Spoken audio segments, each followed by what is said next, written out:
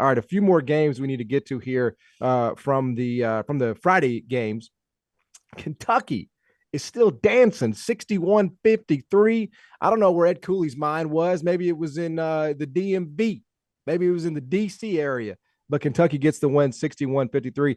T.O., does this Kentucky team, dare I say it, do they have a chance to make a run now that we are in this month of March?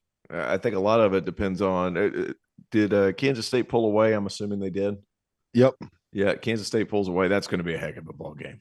Are they going to be able to guard those guys? And Antonio Reeves, I'm assuming a big shot just happened because I'm still behind. TCU just won with 1.5 seconds left. TCU, get out of here. Thank you for that. Thank you for that. I'm still behind.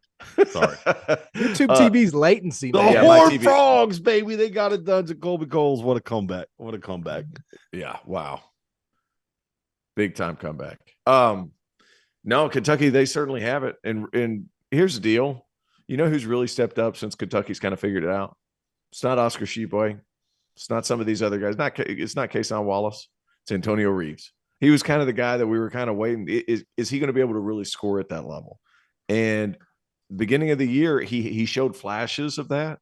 And then after that, like, he has really taken his game to another level. And I think it happened whenever Severe got hurt. He was featured a little bit more. And as a result, he could be his normal aggressive self. 8 of 18 today, 5 of 9 from 3. He's changed the game. And he's doing so as the primary scorer, with Oscar Tshiebwe, last year's National Player of the Year, having 8 points and 25 rebounds. Think about that. Yeah. It's unbelievable. Mm-hmm. Rob, you love John Calipari, so this is like totally your chance to get on your soapbox and just profess your love to his team.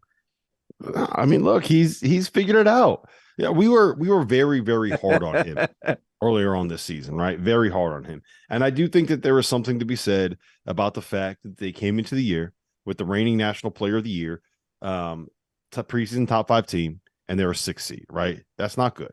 But there's also something to be said for the fact that this team did not look like they were an NCAA tournament team. They were a mess. They dealt with a whole bunch of different injuries, and they're still here playing as one of the top 32 teams in America with a chance to go up against a Kansas State team that, like, to be frank, not a team that's going to be overwhelming. There's a very real chance that Kentucky can make it to the second weekend. I think they match up fairly well with this Kansas State team. And to be able to be in that position, like, you got to give the dude credit. It went bad on him, and he found a way to get to fix it and get it right. And if you get to the second weekend of the tournament, like, I don't think that you can criticize him all that much anymore. So, Jacob Toppin showed up too. Yes. You know what it was? Hey, you know what it was? I thought that Bryce Hopkins was going to be the one to show up and say, this is what happened. This is, like, you ran me out of there. This is what I am now. Nope.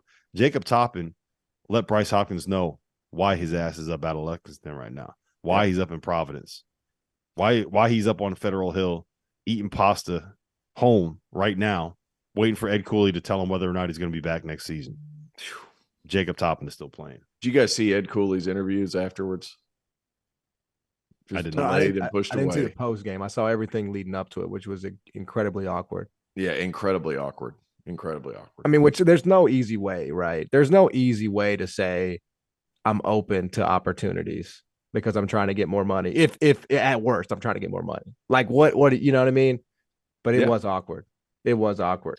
Today's episode is brought to you by Underdog Fantasy, the easiest place to play college basketball pick'em, where you can get a little extra sweat during March Madness and win real cash prizes simply by picking player stats in this weekend's games. In pick'em, all you do is predict whether a player will go higher or lower on Underdog's projected totals, whether that's points, rebounds, whatever. For example, if you're like me and you think Zach Edey is going to go nuts in this tournament, pick higher on his points projection, add up to 4 more picks, and if you hit them all, you can win 20 times your money on a single game.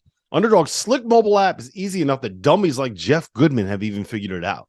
So go to underdogfantasy.com or download the app and use the code FIELD, FIELD, and Underdog will match your deposit up to $100.